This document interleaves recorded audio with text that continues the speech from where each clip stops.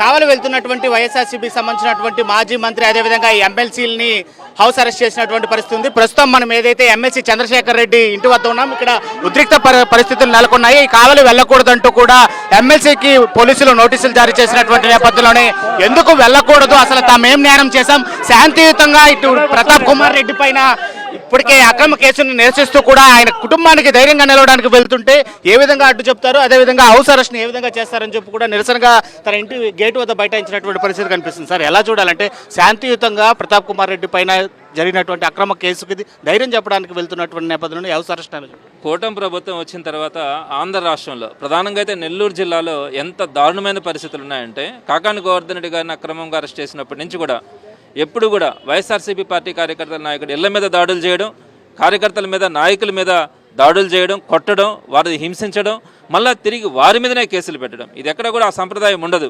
అంటే ఒకవేళ తప్పు చేసిన వారి మీద కేసులు పెట్టచ్చు, లేదా దాడులు కూడా జరగచ్చు. కానీ ఎవరైతే దాడులు చేయించుకోబడ్డారో వాళ్ళ మీద కేసులు పెట్టే సంస్కృతి ఎక్కడ కూడా ఎప్పుడు కూడా చూసుండరు. ప్రజాస్వామ్యంలో అసలు అది మంచి పద్ధతి కూడా కాదు. అట్లాంటి పరిస్థితులు ఈరోజు చూస్తూ ఉన్నాం. ఇక్కడ ప్రధానంగా చూస్తే కావలి సంబంధించి రామిరెడ్డి ప్రతాప్ కుమార్ రెడ్డి గారి మీద ఒక అక్రమ కేసుని పెట్టడం కూడా జరిగింది. ఏంటి ఆ కేసు? ఆయన అక్రమ మైనింగ్ చేస్తూ ఉన్నారని ఈయన ఫోటోలు తీయడానికి ఒక డ్రోన్ కెమెరాను పంపిస్తే ఆ డ్రోన్ కెమెరా ద్వారా అక్కడ ఉండే ఎమ్మెల్యేని ట్రేస్ అవుట్ చేసి చంపడానికి ప్రయత్నిస్తూ ఉన్నారని అక్కడ కత్తులు తీసుకొని వచ్చి పెట్టి వారి మీద 307 కేసులు పెట్టడం, వారిని కన్ఫెషన్ స్టేట్మెంట్ తీసుకొని రామిరెడ్డి ప్రతాప్ కుమార్ రెడ్డిని కూడా దాంట్లో ఇన్వాల్వ్ చేయడం అనేది ఇంత దారుణమైనటువంటి పరిస్థితి. ఈరోజు కావలిలో ఉండే ప్రతి ఒక్కరు కూడా చెప్తారు ఇది ఒక ఫేక్ కేసు, కావాలని రామిరెడ్డి ప్రతాప్ కుమార్ రెడ్డి గారి మీద కేసు పెట్టడం జరిగిందని చెప్పి. ఈ కేసుకు సంబంధించి మళ్ళీ ఆ తర్వాత కూడా ఆయన బెయిల్ తీసుకొని, యాంటిసిపేటరీ బెయిల్ తీసుకొని ఎక్కడ బయట వస్తారన్న ఆలోచనతో ఎస్సీ సెక్షన్స్ని కూడా ఇన్వాల్వ్ చేస్తున్నారు. ఇటువంటి పరిస్థితిని ఎక్కడైనా చూస్తున్నామా? సో ఈ పరిస్థితుల్లో వాళ్ళ కుటుంబ సభ్యులను పరామర్శించడానికి, వాళ్ళ కుటుంబ సభ్యులను ఓదార్చడానికి ఇటీవల కాలంలో మేము వెళ్ళి వాళ్ళని వైఎస్ఆర్సీపీ పార్టీ కార్యకర్తలను కానీ నాయకులను కానీ ఓదార్చడం జరిగింది.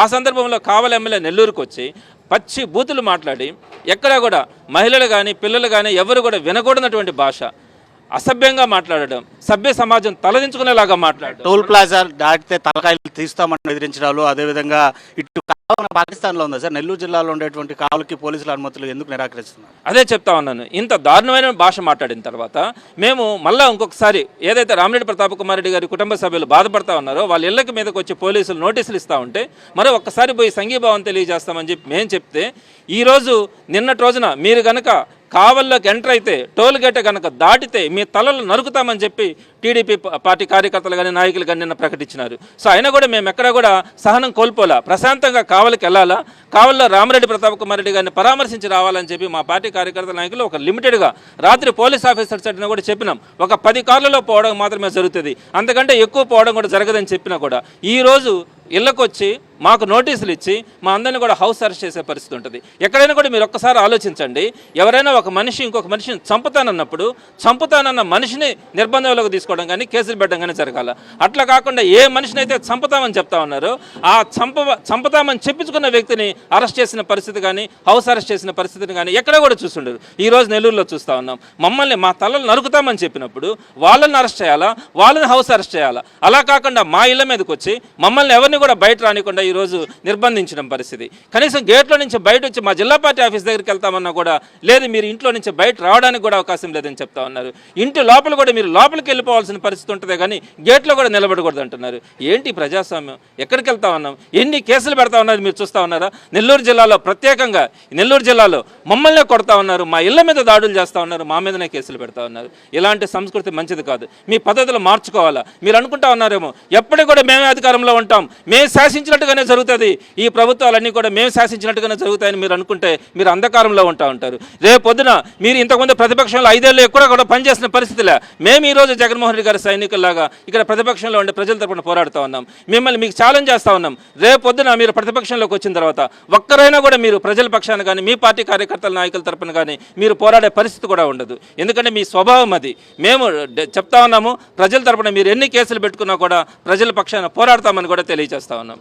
అది మొత్తం ఏదైతే బెదిరింపులకు గురి చేసినటువంటి టీడీపీ నాయకుల పైన కేసులు మోపడం అని శాంతియుతంగా ఇటు రామిరెడ్డి ప్రతాప్ కుమార్ రెడ్డి పైన నమోదైనటువంటి కేసుకి తమ కుటుంబానికి ధైర్యం చెప్పడానికి వెళ్ళేటువంటి వైఎస్ఆర్సీపీ శ్రేణులు అడ్డగించడము, వాళ్ళని హౌస్ అరెస్టులు చేయడము సరైనటువంటి పద్ధతి కాదు అని చెప్పి కూడా ఆగ్రహం వ్యక్తం చేస్తున్నారు. మరోవైపు ఉద్రిక్త వాతావరణం అయితే ఎమ్మెల్సీ ఇంటి వద్ద చాలా స్పష్టంగా కనిపిస్తుంది.